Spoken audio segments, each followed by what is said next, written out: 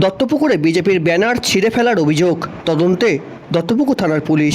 উত্তর চব্বিশ পরগনা জেলায় বারাসাত 1 নম্বর ব্লক দত্তপুকুরে বিজেপির দলীয় প্রার্থীর সমর্থনে লাগানো ব্যানার হোর্ডিং ছিঁড়ে ফেলার অভিযোগের তীর তৃণমূলের দিকে, পাশাপাশি বিজেপি কর্মীকেও হুমকি দেওয়ার অভিযোগ।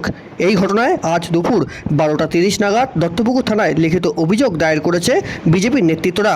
অভিযোগের ভিত্তিতে তদন্ত শুরু করেছে দত্তপুকুর থানার পুলিশ।